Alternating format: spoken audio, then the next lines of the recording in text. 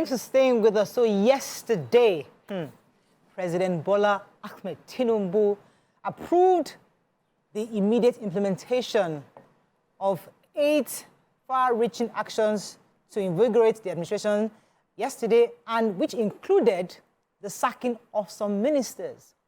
Many of us woke up this morning to get the news of a few ministers who have been sacked, new ministers appointed, others reassigned. And there's been quite a bit of mixed reactions on this. What are your own thoughts?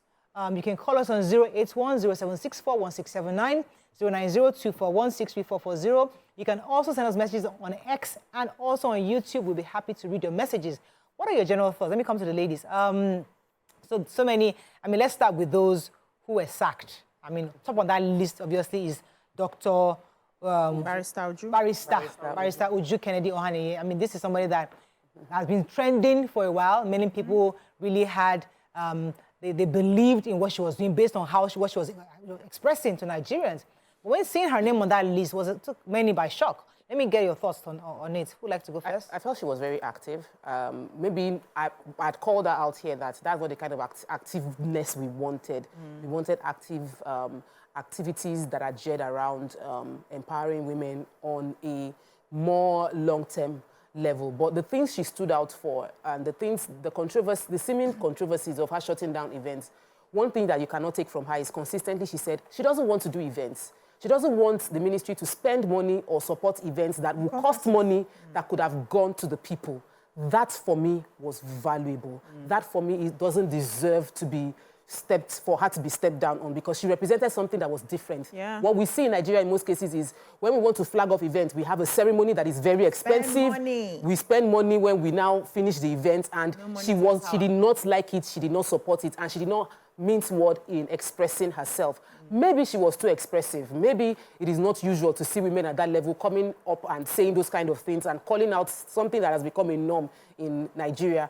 But I feel the president, knowing that we want to cut costs, should have taken that what she represents in saying no event to flag off programs should now become a nationwide policy. Yeah. That as a country, we will not be spending money doing events because we want to flag off an initiative. It didn't make sense. But I'm sure that there was a detailed report that preceded this readjustment. Okay. And that detailed report was based on KPIs that all the ministers were given. What I would love as a concerned citizen is if the KPI was published, so that the ones they kept, we will know if they actually kept up to the... Because some ministers were retained that I felt... we did not see you, but maybe they saw something. They should let us see what they saw so that we're sure about it. So I second what you said, because this government said they're all about transparency, carrying us along. Let us know. So you're right. They should publish it so that we can also, judge them and then, score them. For me, Barrister Uju Kennedy represented certain values that were different from the normal values that we normally see in public service. And, I really like that about her, and I wish that they should have kept her, because her own really shook me. Because I looked at it, I said, there's some people here that should go. Why her? I don't think she was amongst those people. She stood for something, she had values, she believed in something, and she worked. She was seen working, even though some people might feel that she kept coming on the news for wrong, maybe for not being diplomatic in the way they expected her to. Yeah. But the thing is that we're all different and we handle things differently. And sometimes Nigerians need harshness. If you never shout, sometimes sometimes I want to leave the house. And I said, I'm not going to curse today. But by the time you just drive less than 2 minutes, you're already under your breath, you're already cursing. So Nigerians, sometimes they need that and she did that. My driver was gone for 2 weeks. He was ill. I had to drive. And I was reminded of why I got a driver. Again, now I know. I was engaged. I just see, you can't just. I was already shouting. You need your driver. Please come back and focus. Yeah, you tell people that there are certain things you should meet, criteria you should meet before you do certain things. Let me come to BC, because her non-conventional and crude approach could have been a threat to people within the ministry, because we saw them celebrating. Yeah. And you're thinking, so you're celebrating. Why are you celebrating now? Is it fair for us to assume from outside, it's because she wanted to take chop from your mouth? Or were there other things they were not happy about that maybe they also justified for cheering? Yeah, so what I realized is human beings do not like change. People who have been in a certain system have found loopholes in the system to work into their pockets will always frown when there's someone trying to cut that out. It will seem like, where are you coming from? Who gave you this opportunity? Why do you want to come and mess up what has been here since the days of our forefathers? And so there will always be people fighting. And this is where I expect that the federal government will see in between the lines to understand that this woman is working with the KPI we've given, whether you people like her or not, whether you're coming behind to tell me that she's very harsh or she's shouting, she's not diplomatic, is she doing the job? And that reminded me of Margaret Thatcher of the UK.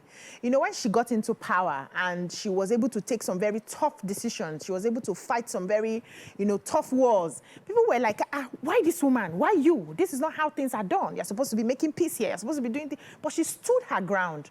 And we know how long her administration lasted. People will always fight against it. So I would have expected that if this woman, except of course they are saying that what she's doing, the cost she's trying to cut, we don't want to cut the cost, which is different from what the presidency has always told us, that they are trying as much as possible to reduce the cost of government. And now you have someone who is deliberately trying to reduce it in this particular ministry where she has a jurisdiction, and then you send her away. I think it's unfair on that part. Also, working the system, there's a way we do things. We had this conversation yesterday that we always like to stay with the status quo. This is African. This is how you cannot just be calling out your elders in public. That's not how we do things. And you're even a woman for that matter. How dare you?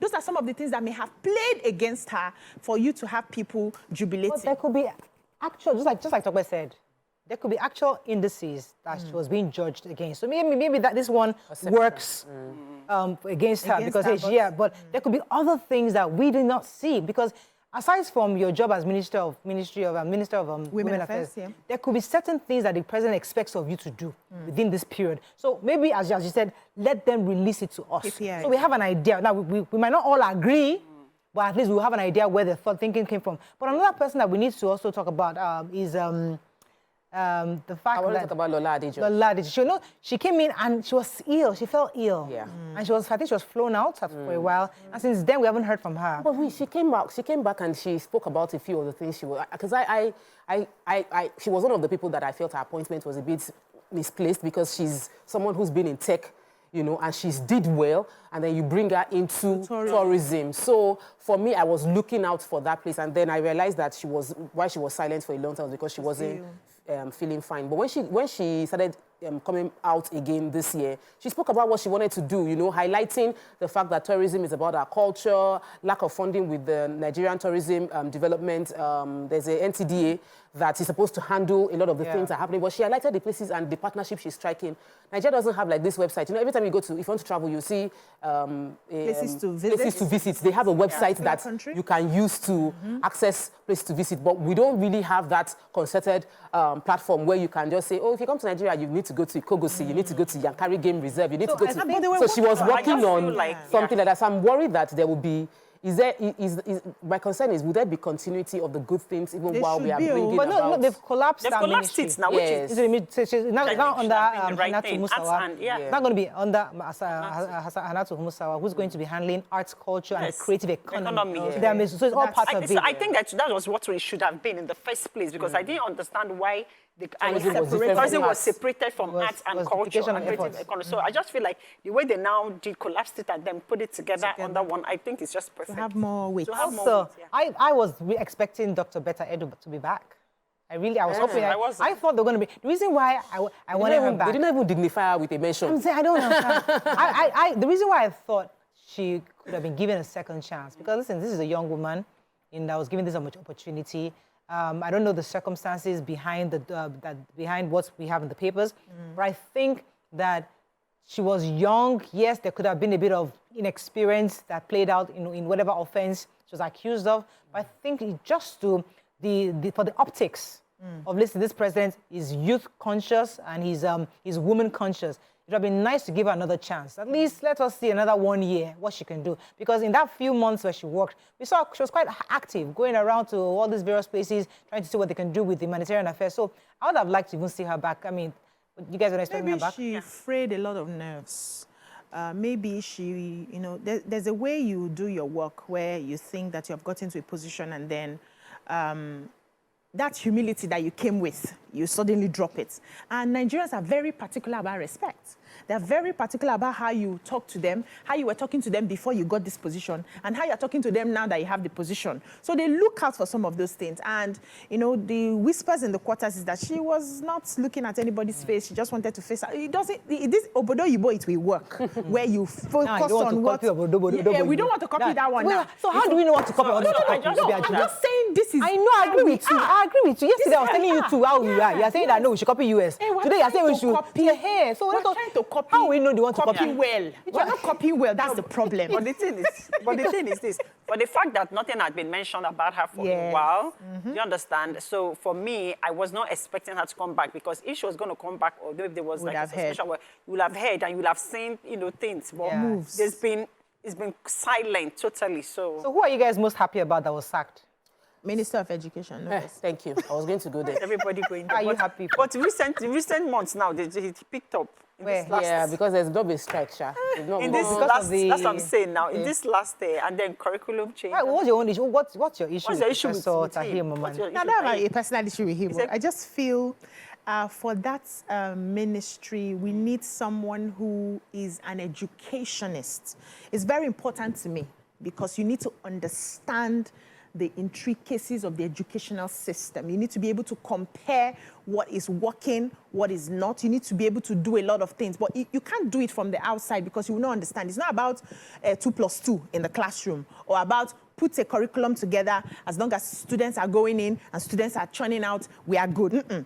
Education has gone beyond where we are in Nigeria, as a matter of fact. So we need someone who, aside from being an educationist, you have to be tech as well, to understand the needs of the different schools, the needs of the teachers themselves. A lot of teacher trainings need to be done. This is my space. So somebody that has to be there has to be good. Well, I don't know much about deliver. I mean, Dr. Jamila. Okay. I'm going to stay on education, but let's go to Dr. Jamila. Yes, Dr. Jamila. I don't know. The two ministers of youth were 38. So they took down, they discharged one and they discharged the female. I know that it's not because she's a woman. I'm sure there are other reasons why. Why are you emphasizing it? But she's a woman, and we must speak up for the fact that she's a woman. Yeah. Because right now, what they gave us, that we celebrated that we had a few female ministers. Now we are short one. We are short one, no, because we are calculating on your behalf, dear President. When you removed 3 women, you brought 3 women, but you did not put Betayedu here, and so that means you did not replace the female, another female slot. Every portfolio that a woman has, we want to keep as much as a woman there. Yes, and increase it, not reduce it. Right now, it's reduced, and I'm trying to, like I said, until they give us that KPI they used to make this. We will not know. People would assume it is political. People would assume it is based on pressure from different angles, or maybe she's not playing ball or all of that. That's why speculations. There will be speculation. But if you give us the KPI, and since we know there was a KPI, then it should be released so that we can see. Because I wasn't expecting that the Minister of Sports will not be put on this list. That one shocked me. Because all of us have been saying that, the person, one of the people that disappointed us after what happened with the Olympic, that Minister of Sports should have they would have just discharged. But we didn't see, they did not rearrange. There's a National Commission, a Sports Commission. So I think they scrapped the Ministry of Youth. I'll go back to it. What was the? I'll get back to it in a second. Let me take this call. Good morning, Moyo. Hello, good morning. Good morning. You're live. Go ahead, please. Morayo, sorry. Yes. So, I want to talk about the sacked Minister of Women Affairs. Yes. The thing is that Nigerians don't like strict leaders, and strict leaders always mean well. Unfortunately, strict leaders are not pleasant. They talk anyhow. And the thing is that if you are a boss that likes anyhow, just allow people to come anytime they like, close anytime they like, misbehave anyhow, don't say anything. Those are the kind of leaders Nigerians see as good leaders. Another thing is that if you not call them out, to them, you're a bad leader. So you have to balance it and say, the reason I'm telling you to come early is that I know it might not be convenient, but because of ABCD, but by the time you are just dishing out commands, they will not like you, even if you are strict. So you have to be strict at the same time be soft. Learn to balance it so that they will understand where you are coming from. Because in fact, if you want to know how angry you are, go and be a leader, then test your patience at any level. So if you are a leader, you have to have anger management. You have to be in control of your emotions because they will provoke you beyond where you might expect. So that's my Thank you very much. You see, when she was talking, I was remembering the president's wife, the former president's wife, Jonathan Pepe. People were yabbing her crudeness, her strictness.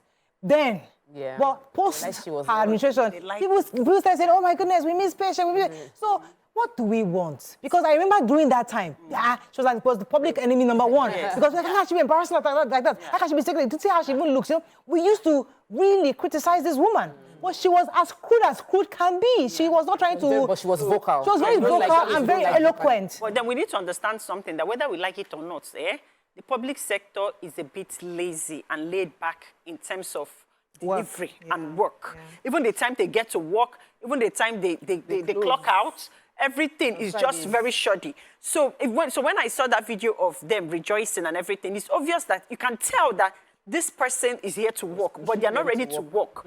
And then secondly, you can find out that in terms of like, you know, cutting out certain things like flagging out events and stuff, there are some people in that ministry that if they've been there for 10 years, that's been their own contract to bring the person that is putting the poster.